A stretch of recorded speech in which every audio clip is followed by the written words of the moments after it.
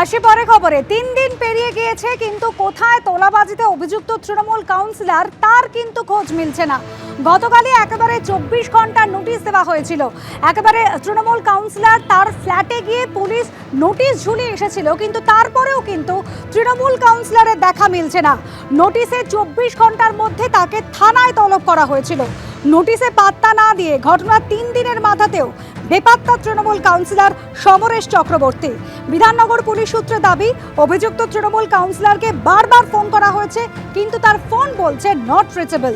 গতকাল রাজ্য পুলিশের ডিজির অফিসে গিয়ে লিখিত অভিযোগ দায়ের করেছিলেন আক্রান্ত প্রমোটার।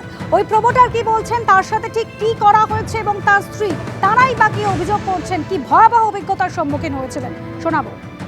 সমরেশ চক্রবর্তী কত বড় প্রভাবশালী, চিন্তা করুন। 72 ঘন্টা ওভার হয়ে গেল, এখনো পর্যন্ত তাকে অ্যারেস্ট করতে পারলো না। তো পুলিশের পরে কি আস্থা রাখবো সেটা আমি ভেবে পাচ্ছি না।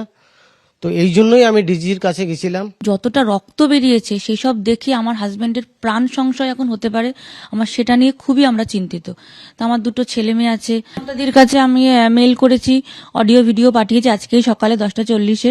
আশা রাখবো যে দিদির কাছে এটা যদি পৌঁছে থাকে তাহলে দিদি অবশ্যই এটার সঠিক ব্যবস্থা নেবে। পার্থপ্রতিম ঘোষ আমাদের প্রতিনিধি রয়েছেন আমাদের সঙ্গে। পার্থপ্রতিম, একজন তৃণমূল কাউন্সিলর, জনপ্রতিনিধি, তাকে গিয়ে নোটিশ দেওয়া হয়েছিল যে 24 ঘন্টার মধ্যে থানায় যোগাযোগ করতে হবে।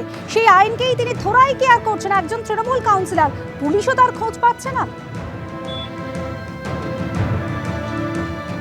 একেবারে পুলিশ তার খোঁজ পাচ্ছে না এবং বিভিন্ন জায়গায় পুলিশ সূত্রে দাবি করা হচ্ছে যে বিভিন্ন জায়গায় বিভিন্ন প্রান্তে রাজ্যে তার খোঁজে তল্লাশি শুরু হয়েছে এবং উত্তরবঙ্গে পুলিশের একটি টিম তারা কিন্তু রওনা দিয়েছে কাউন্সিলরের খোঁজে এবং কাউন্সিলর এখনো পর্যন্ত নাগাল পায়নি পুলিশ। ঘটনার পর 3 দিন পেরিয়ে গেছে, কাউন্সিলর গ্রেপ্তার না হওয়ায় বা তার কোনো নাগাল না পাওয়ায় পুলিশের ভূমিকা নিয়ে উঠছে প্রশ্ন এবং আক্রান্ত প্রমোটার তিনি কিন্তু পুলিশের ভূমিকা নিয়ে প্রশ্ন তুলছেন। কিন্তু পুলিশের তরফ থেকে বলা হচ্ছে যে কাউন্সিলর খোঁজে তল্লাশি চলছে। কাউন্সিলরের যে বাড়ি রয়েছে সেই বাড়িতে দেখাবো যে তার কোনো রকমভাবে খোঁজ না পেয়ে একেবারে বাড়িতে নোটিশ লাগিয়ে দেওয়া হয় এবং বলা হয়েছে 24 ঘন্টার মধ্যে থানায় গিয়ে হাজির হওয়ার জন্য। একাধিক যে ধারা রয়েছে তার মধ্যে একাধিক জামিন অযোগ্য ধারা রয়েছে।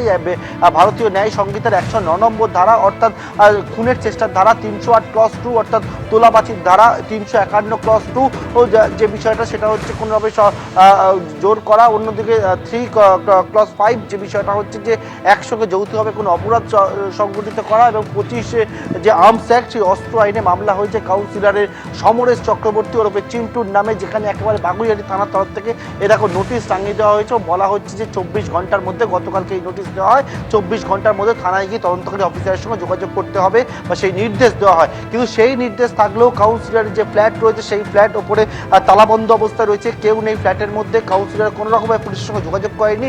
পুলিশ কিন্তু এই নোটিশ দিয়েছে, কিন্তু এখন দেখার বিষয় পরবর্তী পদক্ষেপ কি হয়। রবিবার দিন একটা ঘটনা ঘটলো, সেই ঘটনার পর প্রমোটার একাধিকের নামে অভিযোগ দায়ের করেছিলেন। সেক্ষেত্রে শুধুমাত্র 2 জন কাউন্সিলর ঘনিষ্ঠ গ্রেপ্তার হলো, বাকি কারোর কিন্তু কোনো রকমভাবে নাগাল পায়নি পুলিশ। কাউন্সিলর তো নাগালই পায়নি, কোথায় কাউন্সিলর সেটা নিয়ে কিন্তু উঠছে প্রশ্ন। পুলিশ জানাচ্ছে তার খোঁজে তল্লাশি চলছে। ধন্যবাদ পার্থপ্রতিম।